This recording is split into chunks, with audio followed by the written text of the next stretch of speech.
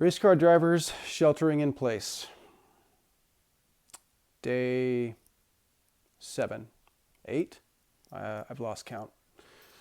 I am now sitting in my garage. I just cleaned up my workbench.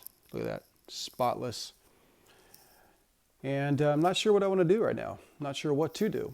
Should be at the racetrack right now, starting our first day of a 2-day racing school, licensing school. But everybody's shut down. So I'm wondering, how are other race car drivers handling this? How are other drivers handling this? Let's call somebody. Let's call my buddy Matt Adair. Let's see what he's up to right now. I bet you anything he's up to no good right now. Oops, wrong one. Let's hit that one. I'm actually kind of scared. You never know what he might be doing right now. Probably sitting in the car. Yep, just like I thought.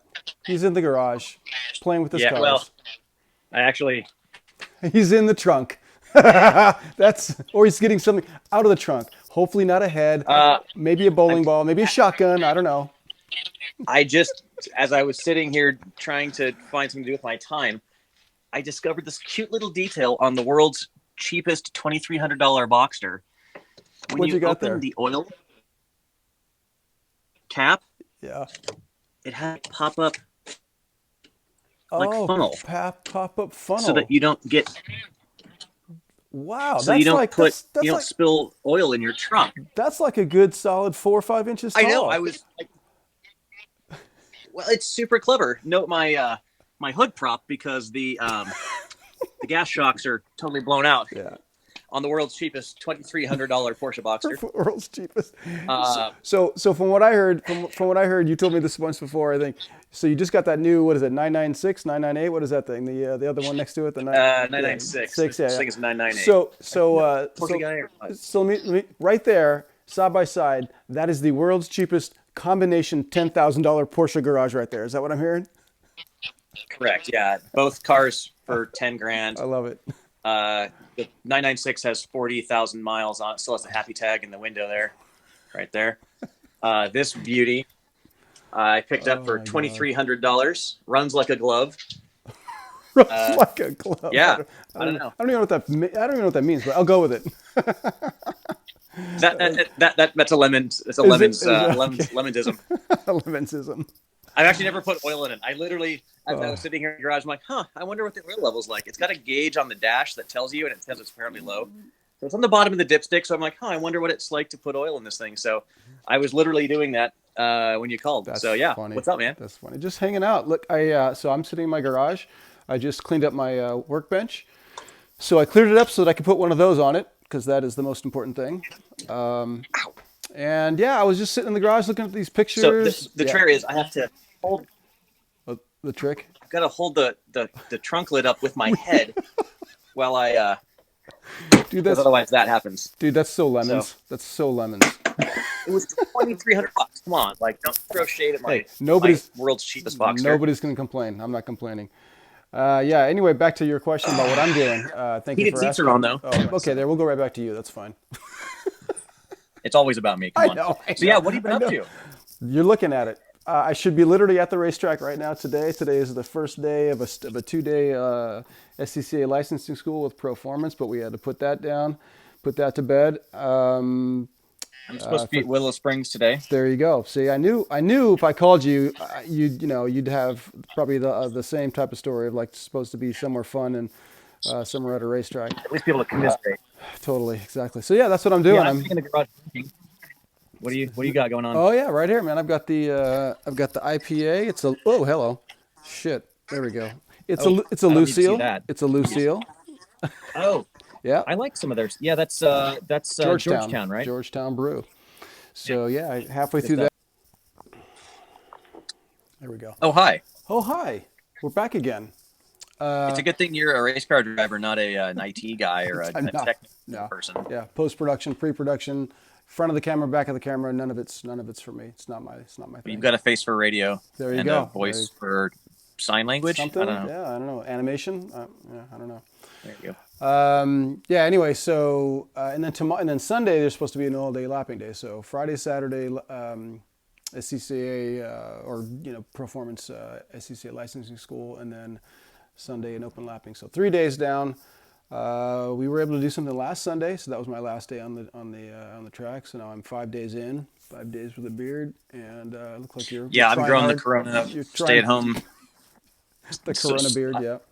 The social distancing beard. That's right. Just gotta make sure it doesn't all the stuff doesn't like get caught up in there, because then you gotta like Yeah, disinfect no, it I even more. understand that that's a thing, but I feel if people see me looking like this, they'll just stay away. That's right. And maybe that's like accomplishing half the goal. They'll either take pity on you or they'll stay away from you.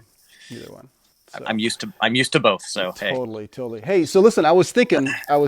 I mean, every time I think about like fun track days, weird track days, like just something extraordinary happens, I always think about you. It's always something that that you and I have done together. But I was thinking, you've got so many more years of driving and so many more years of history. I don't think I've ever asked you this before. What was your first race ever? Sanctioned legal thing, or are we talking about? Yeah, let's say on a racetrack. Fall City International Raceway that I grew up, literally lived on as a kid. My very first race was in 2009. My parents didn't love me enough to buy me a go-kart and help grow my passion as a young driver. So I was left to my own devices, and the only thing that I could, honestly, the bars, the limiting, the high bar set by groups like NASA or SCCA, at least that most people think about. It's like, well, there's no way I could ever be a race car driver. It's not possible, right? It costs $11 million and it takes time, and I just don't have that. A Brazilian dollars. That's what you, yeah, a Brazilian dollars. Right. So like it sets these bars up that are so insurmountable, at least mentally, that my first time on a racetrack was with the 24 Hours of Lemons. Cool. And I was at Thunderhill in 2009. November of 2009 was my very first time in wheel-to-wheel actual competition. And I was pretty hooked. Well, that's funny you say that then, because that means that you and I started, I would have thought way before me. That means we started about the same time, because I think I took my novice year was 2009. And then it wasn't that or we started. started. 10. It might have been 10. Yeah. But then I went I quit all my jobs and yeah, you kind of went. You kind of went. All I wanted to do. You kind of so went. I went full bore for the next decade. Yeah, you went neck deep. Pretty much. And that's funny. Like last year, 2019 was the first year I didn't turn a wheel in competition. It's not true. I turned 10 laps in a Cadillac Alante at Sears Point. And now, if that's not something for my racing resume, I don't know what else it is. Right. Well, I think your golden days are still to come. Because weren't you telling me something about your next Lemons project is a mid-engine, super rare, amazing race car? Kia's mid-engine, all original, supercharged, super original, vintage, all-American mid-engine minivan. Not all-American. Okay, minivan. Let's end it on minivan. that's going to be your golden era right there. In the mid '90s, Renault did a thing where they took the Renault Espace, that was their like people hauler minivan type thing, and they put a mid-mounted V12 Renault Formula One drivetrain in it. So it's got 4 seats, and between the 2 back seats is a V12 Formula One engine with velocity stacks sticking up right in the ear canals of the passengers in the back. And I always thought it'd be really cool to do a Lemons tribute to that vehicle. So a lot of people don't know this, but the Toyota Previa is a rear drive, factory supercharged mid-engine minivan. And so the one we're building currently is going to be an homage to the Renault Espace F1. Very cool. That'd be fun. So that's Google it when you get a chance. Google that shit. So that'll be what you're building that now, and that'll be ready for sometime this year when it's basically all the way there. Like it's paint's done, cage is all in, seats are done. Like I need to sort out. I've got coilovers. I need to sort out wheels and tires. That's really about the last thing, and then potentially whatever inevitably is going to break on its very first maiden voyage. Of course it will. Yeah. Of course, unobtainium. Yeah. Japanese domestic market supercharger parts. Right. But that's part of the fun. Okay. I was thinking the other day also about some just the wacky shit that happens, right? So like I think you and I spent what it was. We went to ORP. We had a coaching gig. You and I had both had a coaching gig at ORP, right. but I don't remember why we left so late. I think we were on track also here, maybe at Pacific, and then we left super late for some reason. I can't remember what it was. That. Anyway, I think was that the time we didn't. That wasn't the trip we borrowed Merrill's truck, was it? No, because we drove in my Milano, the gray Milano, right, and we drove to ORP, to Oregon Raceway Park. We got there so late. We got there like at 1 or 2 in the morning, like 1:30 in the morning, and we slept outside on the gravel outside the closed gate on the main road. Man, that is like race car driver lifestyle. It was so fun. I think that real quick, that might have been the night that I learned that you were packing at all times.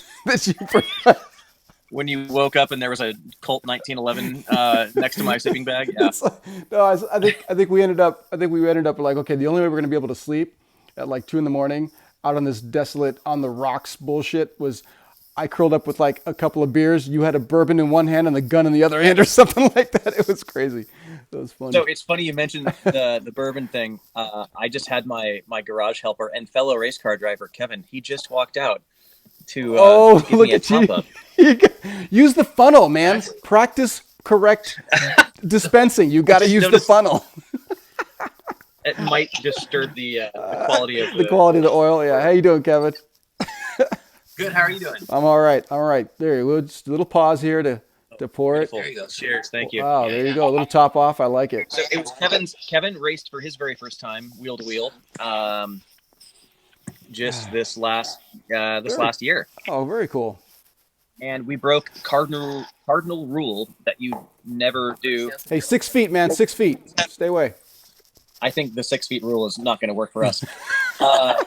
We broke the cardinal rule of I was his instructor.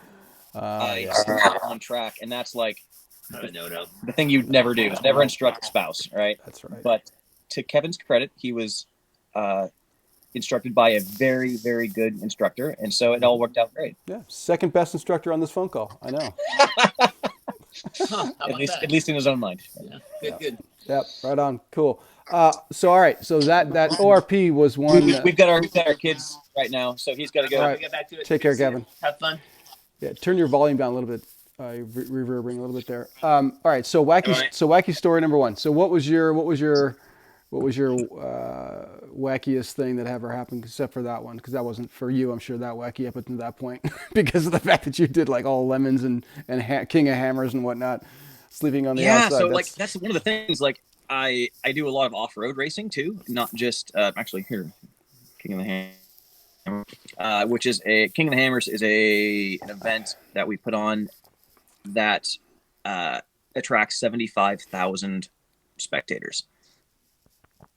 And it's out in the desert, and it's a 10-day long. And so we build basically an entire town to service. Like there's Wi-Fi, there's street addresses, there's delivery, postal delivery, there's restaurants, there's food, there's sanitary water, and people typically show up in RVs. So there's dump stations, and people will, you're locked in there. So their dump trucks come out and collect all your crap.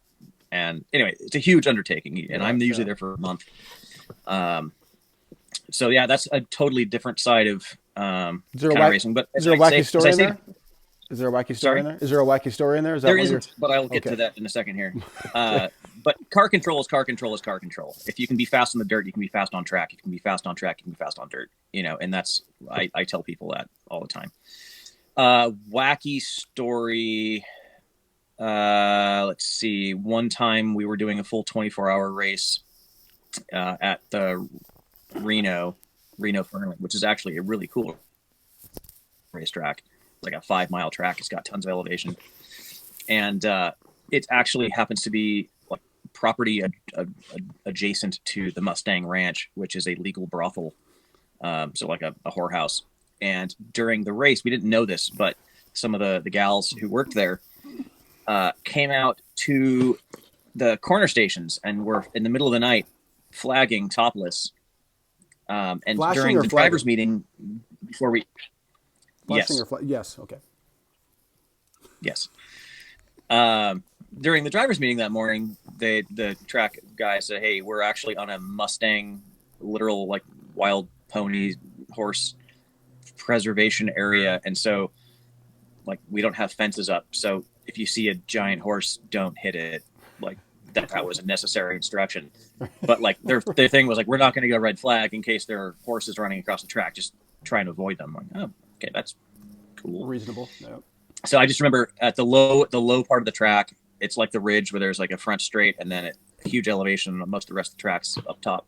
At the low part of the track, at about 3:00 in the morning, it was drizzling. At the top end of the track, the higher elevation, it was snowing. So I was in the snow in a 2-wheel drive race car in a full 24-hour race, dodging wild horses while getting flashed by prostitutes. I love it. That is wacky. I don't know. You get too much wackier yeah, than that, exactly. so. Exactly. Especially There you when you put it all together, it's like you realize who was in the flag stands and what could potentially have jumped out, from each of the corners. That's fun. I didn't realize that was the case. I'm not sure which I was most scared of, actually. Yeah. Exactly. Oh my God, that's funny. So listen, man, do you have any events that like as of this week, like did anything get canceled on you? Do you have what's your next gig? Like, do you know what's happening for you next? I'm supposed to be in Willow Springs right now. Well, yeah, so that got canceled, right? Obviously. Like I said, I'm supposed to be in. Yep, Willows is canceled. Yeah. Summer at this point. I don't really know. Yeah, looks like we got a little latency, a little problem with the connection there. Cool, man. Well, listen, yeah, I know you're frozen up. The latency issue. Yeah, I think it's either my Wi-Fi or yours, but that's all right.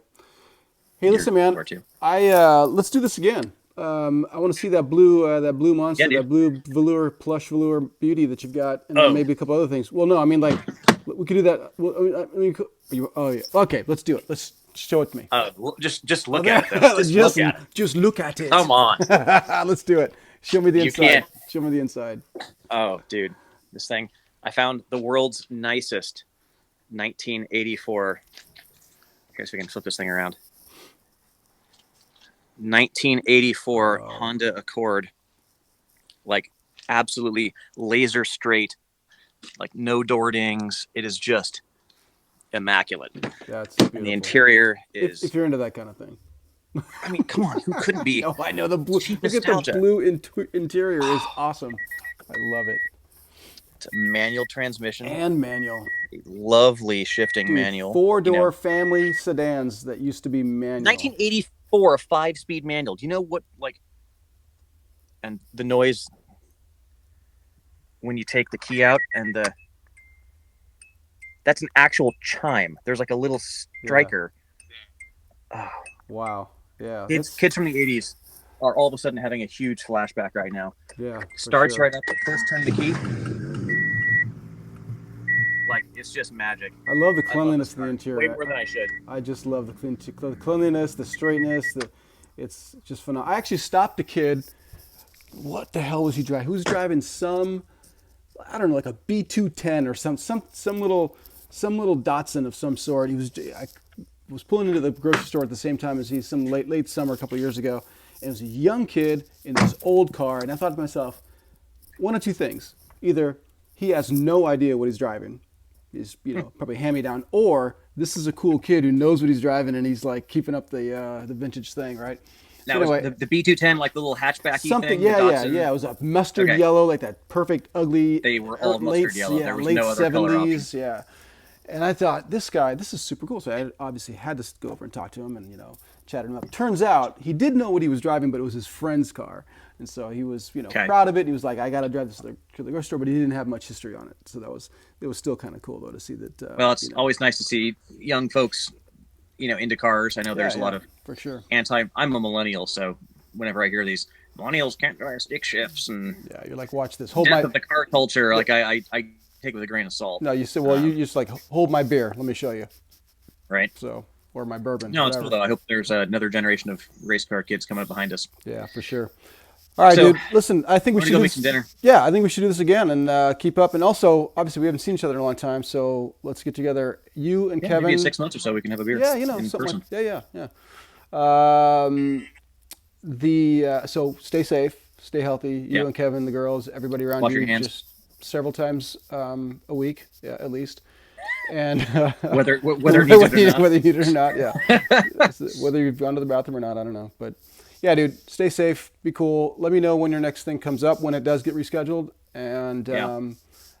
we'll see you out there. All right, dude. Right on, man. Take care. Take care. Right on. See ya.